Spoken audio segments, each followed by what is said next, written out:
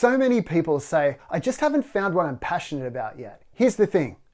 Passion is a lie. See, the way human beings are wired is we get a feeling and then we justify that feeling with logic. And marketers know that.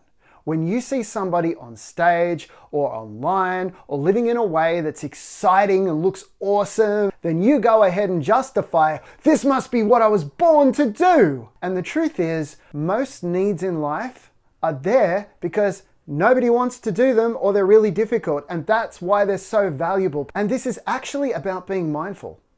It really is. Not the kind of mindful where you're just smelling roses. I mean, the kind of mindful where you become self-aware. Instead of getting a feeling about something and then justifying that feeling like I was born to do this, or I have to do this, or I'll be miserable if I do anything else, what you do is you take personal responsibility and sell yourself, rather than having other people sell you. In other words, you take your power back from the influences, your family, your friends, the people on TV, whoever and whatever it was that influenced you to feel a certain way, and you become consciously aware that life is not about entitlement. In other words, people aren't going to pay you for doing things you like to do.